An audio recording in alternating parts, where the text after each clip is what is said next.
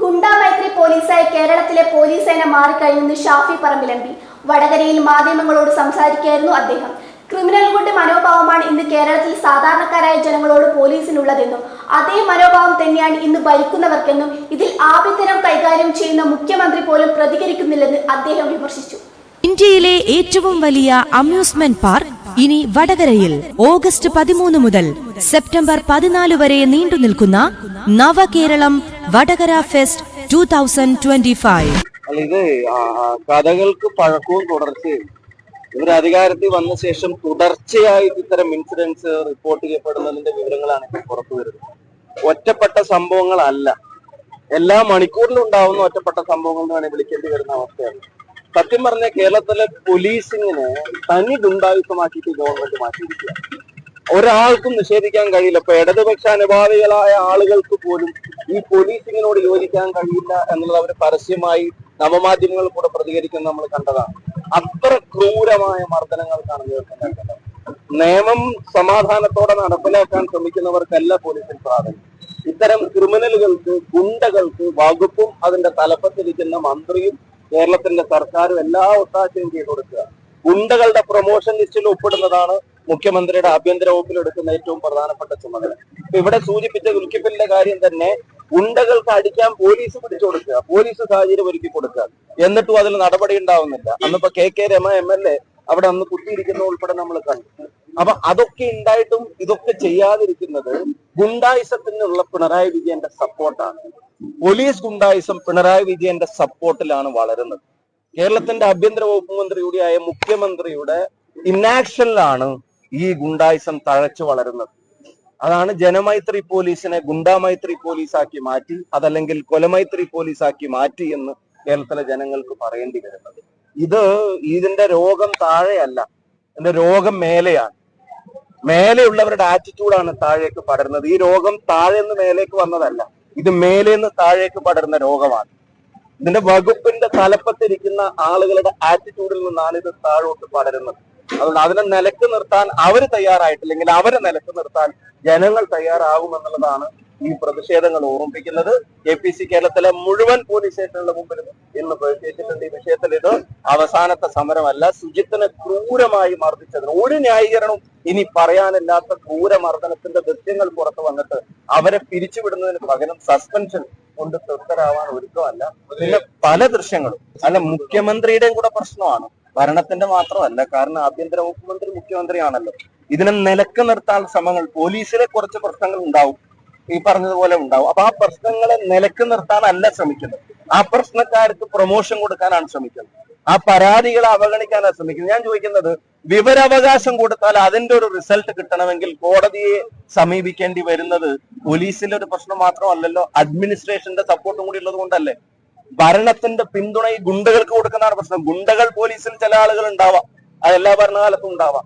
പക്ഷെ അവർക്ക് കൊടുക്കുന്ന അഡ്മിനിസ്ട്രേഷൻ സപ്പോർട്ടാണ്, പൊളിറ്റിക്കൽ സപ്പോർട്ടാണ്, അതിന്റെ പാട്രണേജ് ആണ്. ഗുണ്ടകൾക്ക് കൊടുക്കുന്ന രാഷ്ട്രീയ സംരക്ഷണം. ഇപ്പൊ ഞാൻ ചോദിക്കുന്നത്, കൊടി സുനിക്ക് പിന്നെ കോടതിയിൽ ഹാജരാക്കാൻ കൊണ്ടുപോകുമ്പോ കാറ് നിർത്തിയിട്ട് 4 എണ്ണം വീശാനും അവർക്ക് പിന്നെ ചിക്കൻ കൊടുക്കാനും ഒക്കെ ഉള്ള സംവിധാനം പോലീസ് ചെയ്തു കൊടുക്കുന്നത് ആരുടെ ഒത്താശയോടെ? അവർക്ക് ഇഷ്ടപ്പെട്ട ജയില്, സെല്ലിലെ സൗകര്യങ്ങൾ, പുറത്ത്, ഇതൊക്കെ വിവാദമായതല്ലേ. ഇതൊക്കെ പോലീസിങ്ങിന്റെ കുഴപ്പം കൊണ്ട് മാത്രം ഉണ്ടാവുന്നതാണ്, അല്ല, അത് പൊളിറ്റിക്കലാണ്. രാഷ്ട്രീയ സംരക്ഷണമാണ് ക്രിമിനലുകൾക്കും പോലീസിലെ ഗുണ്ടകൾക്കും ഇവർ കൊടുക്കുന്നത്. അതുകൊണ്ടാണ് ഇത് തുടരുന്നത്.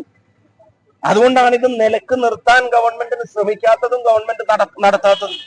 ആ പ്രശ്നങ്ങളാണ് ഞങ്ങൾ ചൂണ്ടിക്കാണിക്കുന്നത്. ഈ ഗവൺമെന്റിന്റെ കീഴിൽ സകല ഗുണ്ടകൾക്കും ധൈര്യമാണ്. അത് പോലീസിലെ ഗുണ്ടയാണെങ്കിലും ശരി, പുറത്തെ ഗുണ്ടയാണെങ്കിലും ശരി. ഇത്രയും വിവാദങ്ങളും ഇത്രയും ചർച്ചകളും ഇത്രയും നടപടികളും കേരളം ആവശ്യപ്പെടുമ്പോ സർക്കാരിന്റെ ശമ്പളം പറ്റുന്ന, ജനങ്ങളുടെ നികുതി പണത്തിൽ നിന്ന് ശമ്പളം പറ്റുന്ന ഒരുത്തൻ, ഒരു ഗുണ്ട, പിന്നെ പോലീസിന്റെ ഗുണ്ടയുടെ മനോഭാവമുള്ള ഒരുത്തൻ ഇപ്പോഴും ഒരു പോലീസുകാരൻ ആളുകളെ മർദ്ദിക്കുന്നതിന്റെ ചിത്രം നവമാധ്യമങ്ങൾ ഇടണമെങ്കിൽ അവന്റെ പ്രൊട്ടക്ഷൻ, അവന്റെ ധൈര്യം ഇവിടുത്തെ ആഭ്യന്തര വകുപ്പിന്റെ നടപടിയില്ലായ്മയാണ്. അതാ ഞാൻ നേരത്തെ സൂചിപ്പിച്ചത്. അങ്ങനെ ഒരു ധൈര്യം അയാൾക്ക് തോന്നണമെങ്കിൽ എന്താ, ഒരു നടപടിയും വരില്ല എന്നുള്ളത് കൊണ്ടല്ലേ. ഇനിയിപ്പോ ആ നടപടിക്ക് എല്ലാരും കൂടെ ഒച്ചയുംപാളം ഉണ്ടാക്കണം, അതിന് മാധ്യമങ്ങളെല്ലാം കൂടെ വാർത്ത കൊടുക്കണം, അതിനും പ്രതിഷേധങ്ങൾ ഉണ്ടാവണം. അപ്പൊ ആ പ്രതിഷേധം ഉയരുമ്പോ എന്തെങ്കിലും കണ്ണിൽ പൊടിയിടാനുള്ള ഒരു കാര്യം വന്നാലായി. അത് ചെയ്യുന്നവർക്ക് അറിയാം, സംരക്ഷിക്കാൻ മേലെ ഞങ്ങളുടെ അതേ മനോഭാവമുള്ള ആളുകൾ മേലെ ഉണ്ട് എന്നുള്ളത് അത് ചെയ്യുന്നവർക്കറിയാം. മുഖ്യമന്ത്രി ശ്രമിക്കുന്നത് എന്താ? മുഖ്യമന്ത്രിക്ക് പ്രതികരിച്ച അവരുടെ പൊളിറ്റിക്കൽ പാർട്ടനേജ് ഈ കാര്യത്തിൽ ഇല്ലെങ്കിൽ ഈ ഗുണ്ടായിസ് അനുവദിക്കില്ല എന്നുള്ളത് പറഞ്ഞാൽ എന്താ? അവരെ പിരിച്ചുവിടുമെന്ന് പറഞ്ഞാൽ എന്താ? അതെന്തിനാ വൈകിപ്പിക്കുന്നത്? അപ്പൊ അതൊരു മെസ്സേജാണ്. ഞങ്ങൾ അത്ര സീരിയസ് ആയിട്ടൊന്നും എടുത്തിട്ടില്ല എന്ന് ഒരു മെസ്സേജ് ഈ പറയുന്ന ഗുണ്ടായിസം നടത്തുന്നവർക്ക് കൊടുക്കുക. ഞാൻ ആവർത്തിച്ച് പറയുന്നു, ഇതിങ്ങനെ തഴച്ച് വളരണമെങ്കിൽ അത് താഴെ നിന്ന് മേലോട്ടുള്ള വളർച്ചയല്ല, അത് മേലെന്ന് താഴോട്ടാണ്. അവിടുത്തെ മനോഭാവമാണ് പോലീസിലേക്ക് പടരുന്നത്. ആ മനോഭാവമാണ് ഈ പറയുന്ന ഗുണ്ടകൾ, കാക്കിയണിഞ്ഞ ഗുണ്ടകൾ നടപ്പിലാക്കുന്നത്. അതിനെ നിലക്ക് നിർത്താനും നിയന്ത്രിക്കാനും ഉത്തരവാദിത്തപ്പെട്ടവരുടെ മൗനം, അതൊരു മൗന സമ്മതമാണ് ഈ ഗുണ്ടായിസത്തിന്. പക്ഷെ കേരളത്തിലെ ജനങ്ങൾ, കേരളത്തിലെ പ്രതിപക്ഷ പ്രസ്ഥാനങ്ങൾ, കോൺഗ്രസും UDF-ഉം അക്കാര്യത്തിൽ ഇനി മൗനമായിട്ട് ഇരിക്കാൻ ഉദ്ദേശിക്കുന്നില്ല എന്നാണ് ഇന്ന് ഈ സമരങ്ങൾക്ക്. എല്ലാ പ്രവർത്തകരും, എല്ലാ ഹാൻഡിലുകളും ജനങ്ങൾ അകപ്പെട്ടിരിക്കുന്ന ഈ ദുരിതത്തിൽ നിന്ന് അവരെ മോചിപ്പിക്കാനുള്ള പോരാട്ടത്തിന്റെ ഭാഗമായിട്ടാണ് അണിനിരക്കേണ്ടത്. മറ്റൊരു അജണ്ടക്കും ആരും നിന്നു കൊടുക്കേണ്ടതില്ല, ആരും. കാരണം ജനങ്ങൾ ആഗ്രഹിക്കുന്നത് ഇതിനൊരു അറുതി വരണമെന്ന്. ഇപ്പൊ കേരളത്തിൽ ചർച്ച ചെയ്യുന്ന ഏറ്റവും പ്രധാനപ്പെട്ട വിഷയങ്ങളിൽ അതിൽ ഫോക്കസ്ഡ് ആയിട്ട് തന്നെ വേണം എല്ലാവരും പ്രവർത്തിക്കുന്ന, ഏറ്റവും ബൂത്ത് പ്രസിഡന്റ് മുതൽ KPC പ്രസിഡന്റ് വരെയുള്ള മുഴുവൻ ആളുകളും പ്രവർത്തിക്കാൻ. അതിനുള്ള ആഹ്വാനമാണ് കേരളത്തിലെ ഇന്ന് ഈ സമരം. മറ്റൊന്നിനും ഇപ്പൊ ഫോക്കസ് വേറെ ഒന്നിലേക്ക് മാറേണ്ടതില്ല. കാരണം അത്രയും വലിയ അതിക്രമങ്ങൾ കേരളത്തിൽ നടന്നതിന്റെ ഞെട്ടിക്കുന്ന തെളിവുകൾ ഓരോ ദിവസം പുറത്തു വന്നുകൊണ്ടിരിക്കുമ്പോൾ എല്ലാ ഹാൻഡിലുകളും, എല്ലാ നാവും കയ്യും കാലും, ഓരോ പ്രവർത്തകന്റെ മനസ്സും ഈ ഗവൺമെന്റിനെതിരായിട്ടുള്ള പ്രവർത്തനങ്ങളിലാണ് അണിനിരക്കേണ്ടത്. മറ്റൊന്നിനും ഇപ്പൊ പ്രാധാന്യമില്ല. സതീഷിനെതിരെയാണ് സോഷ്യൽ മീഡിയയിൽ അല്ലല്ല, കോൺഗ്രസ് പ്രവർത്തകർ, ഞാൻ പറഞ്ഞല്ലോ, കോൺഗ്രസ് പ്രവർത്തകരുടെ ഫോക്കസ് ഗവൺമെന്റിനെതിരെ ആയിരിക്കണം, ഗവൺമെന്റിന്റെ ചെയ്തികൾക്കെതിരെ ആയിരിക്കണം. അതാണ് ജനങ്ങൾ ആഗ്രഹിക്കുന്നത്. അത് തന്നെയാണ് ഇവിടെ നടപ്പിലാവുന്നത്. അതാണ് അജണ്ട, അതാണ് വാർത്തകളും. മറിച്ചുള്ള പ്രചരണങ്ങളും വാർത്തകളും ഇതിനെ ട്വിസ്റ്റ് ചെയ്യാനുള്ള ശ്രമങ്ങളും കൂടിയാണ്. അതിനുള്ള അല്ലല്ല, അങ്ങനെ ആരും വീണു പോകില്ല. ഞങ്ങൾ ഇന്നത്തെ ഈ കേരളത്തിലെ സമരം നോക്കുക, ഒരു പോലീസ് സ്റ്റേഷനും ഞങ്ങൾ സ്പെയർ ചെയ്തിട്ടില്ല. ഞങ്ങൾ ഫീൽഡിലുണ്ട്, ജനങ്ങൾക്കിടയിലുണ്ട്, എല്ലാ മേഖലയിലും ഈ ഗവൺമെന്റിന്റെ ചെയ്തികളെ തുറന്നു കാണിക്കുന്ന ദിവസങ്ങളാണ് ഇനി വരാൻ പോകുന്നത്. ശക്തമായ സമരരംഗത്ത് ഞങ്ങൾ ഉണ്ടാവും.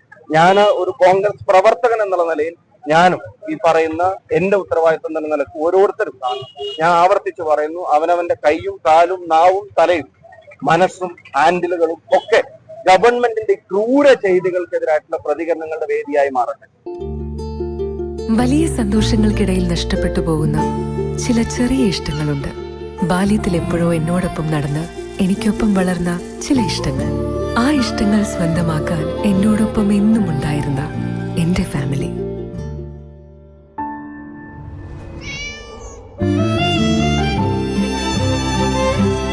എന്റെ ഇഷ്ടങ്ങൾ എന്റെ ഫാമിലിക്ക് അറിയാം. Family wedding centre.